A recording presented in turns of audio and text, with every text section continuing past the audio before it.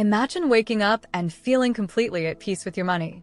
No stress about paying rent, no fear of unexpected bills, and no guilt when you want to treat yourself. Sounds like a dream, right? But for many people, money feels like a never-ending struggle. In 2025, everything is more expensive. Wages haven't kept up, and debt is growing fast. Millions of people feel trapped, living paycheck to paycheck with no savings for emergencies or the future. Cutting small expenses won't make a big difference if your entire financial system is broken. The real solution? Learning how to live below your means in a way that feels natural, not painful. Frugal living isn't about giving up everything fun. It's about making smart, sustainable choices that allow you to spend less while enjoying more freedom. When done right, it doesn't feel like sacrifice, it feels empowering. In this video, we'll explore 5 practical strategies that will help you live below your means without feeling deprived. These are powerful, easy-to-follow habits that can change your life. By the end of this video, you'll have a new mindset, smarter spending habits, and a plan to build real financial security. Ready to take control?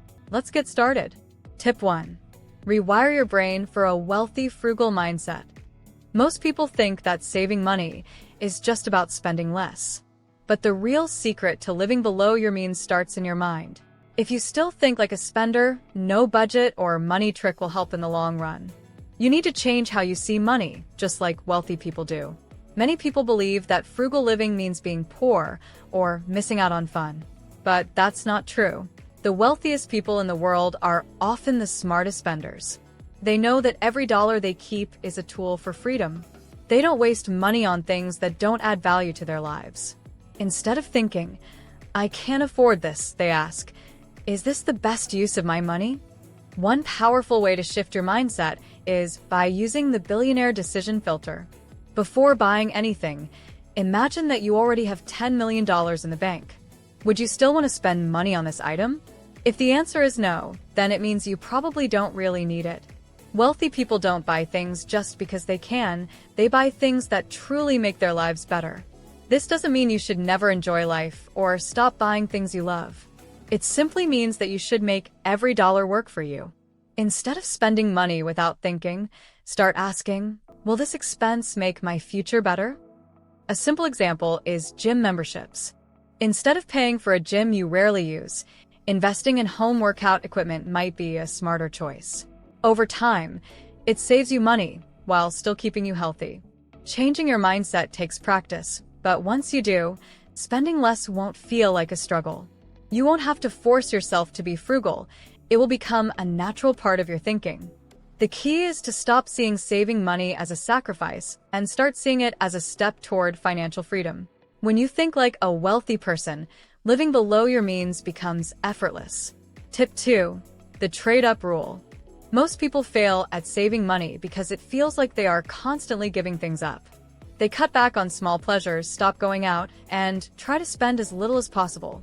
But after a while, it feels too restrictive, and they give up. That's because the human brain doesn't like losing things. It prefers upgrading to something better. Instead of cutting expenses in a painful way, try the trade-up rule. This means that instead of completely removing a cost from your life, you replace it with something smarter, more valuable, or more cost-effective. It doesn't feel like sacrifice because you're still getting something in return, just in a way that benefits you more in the long run.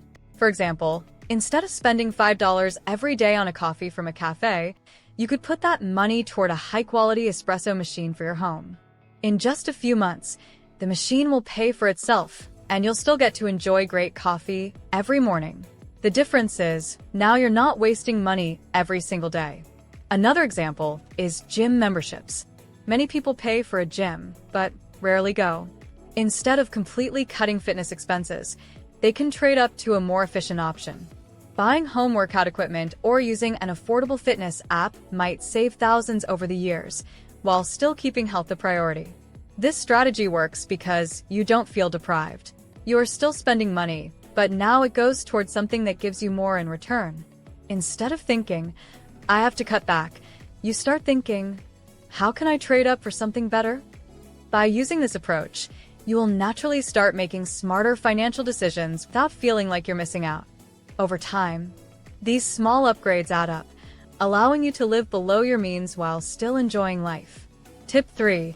The 24/7 use it or lose it rule. Most people have far more than they actually need.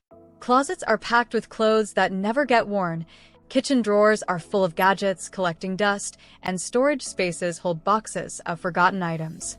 All of this clutter is not just taking up space, it's also holding money that could be put to better use.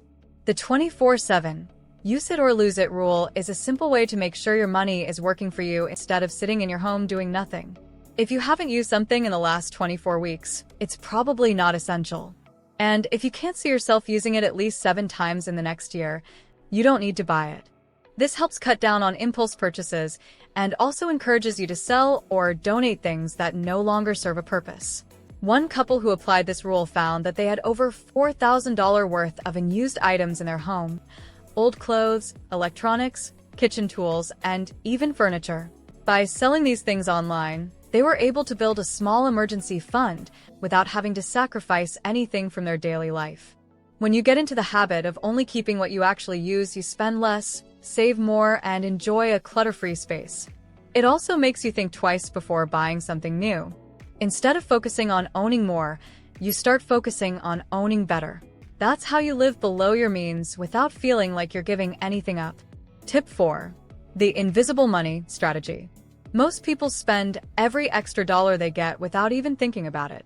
When they receive a raise, a tax refund, or a bonus, they see it as extra spending money. Before they know it, the money is gone, and nothing has really changed in their financial situation. The invisible money strategy is a simple trick to make saving effortless. Instead of treating extra money as spending money, you make it disappear into your savings or investments before you even notice it. If you never see it in your regular account, you won't be tempted to spend it.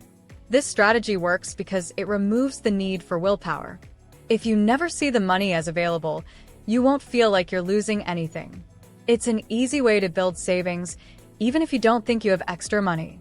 By making money invisible, you create a safety net for the future without even trying. The less you see it, the more your savings grow, and before you know it, you'll have real financial security. Tip 5. Reverse budgeting. Pay yourself like you're the CEO. Most people budget in the wrong order.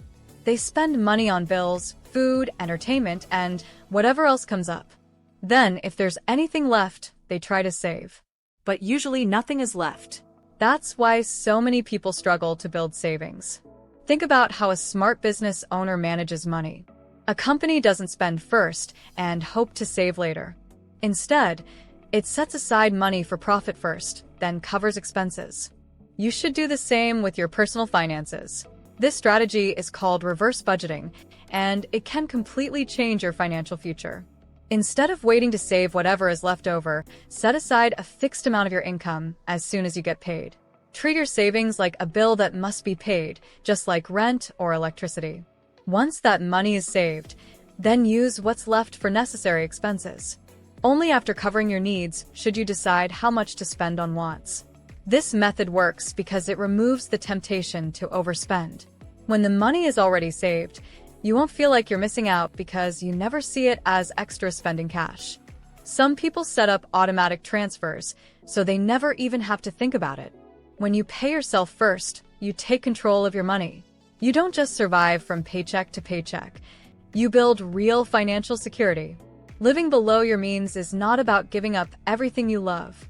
It's about making smarter choices so that your money works for you, not against you.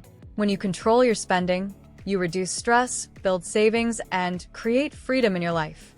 Many people believe that saving money means living a boring or restricted life, but the truth is the opposite.